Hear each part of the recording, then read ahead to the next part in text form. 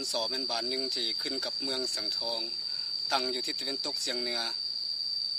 ห่างจากตัวเมือง32 กิโลเมตรทิศเหนือติดกับบ้านวังมาทิศใต้ติดกับบ้านกวยทิศตะวันออกติดกับบ้านเตาให้ทิศตะวันตกติดกับบ้านห้วยลามีเนื้อที่ 8,336.36 เฮกตาร์มีพลเมืองทั้งหมด 1,989 คนยิง965 คนมี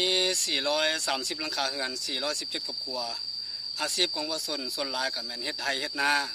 อาชีพเสริมก็แม่นเลี้ยงสัตว์ปลูกพืชการทำมาหากินของว่าสวนลงลายก็แม่นอาศัยธรรมชาติเป็นต้น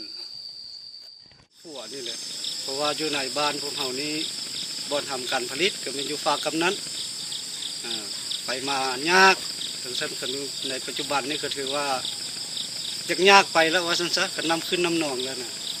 ดังนั้นแล้วจิตใจของข้าพเจ้าก็อยากให้ของพระช่วยเหลือจากคันถึงนั่นละกับเบิ่งแย่งหรือว่าถึงฮ้อนเล็กๆน้อยๆมาช่วยพวกเฮาว่าซั่นซะกับบ้านนั่นการเฮ็ดทำการผลิตก็ยากอยู่ฝ่ายนั้นหมดแล้วมันได้ข้ามขัวเฮ็ดน้ำขัวนี่อันมันมีขัวนี่ก็เจริญเติบโตไปทางหน้าการทำมาหากินบอกการทำ เฮ็ดให้เฮ็ดนาก็จีสะดวกสบายประชาชนนี่ทุกนำอันนี้แหละทุกนำบ่มีขัวนี่แหละขัวกะจีหักละไปกันบ่ได้ละหั่นน่ะเบิ่งข้าวมาแต่ละท้องถิ่นแต่ละบ้านหั่นน่ะก็คือทางเมืองเวียงคำเนาะปีกายหั่นนะก็ย้อนว่าขัวสอบสมแล้วก็บ่ได้ซ่อมแปลงก็ถือว่าฮักลงก็มีคนเสียชีวิตก็หลายเติบเนาะอันนี้ก็พวกเฮาก็ย่านคือแนวนั้นก็อยากทางขั้นถึงหั่นเนาะแก้ไขปัญหานี้ให้มันทันกับเวลาว่าซั่นซะ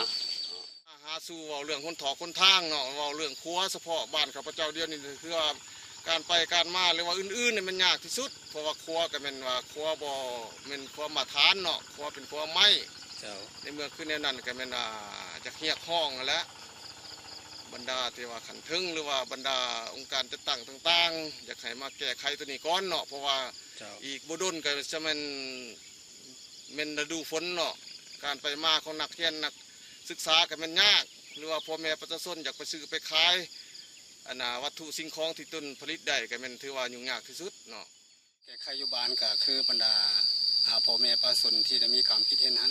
หลักๆก็แม่นเพราะเฮาต้องได้แก้ไขเรื่องครัวเนาะ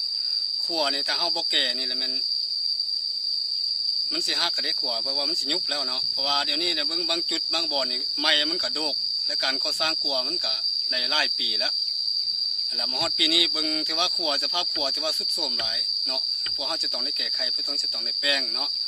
แล้วเรื่องการแปลงนี้และทุนและงบเอามาจากไสก็แม่นเอางบมาจากโครงการและก็ทุนสมทบของบ้านจำนวนหนึ่งอาจจะลองได้แปลงเพื่อเฮ็ดให้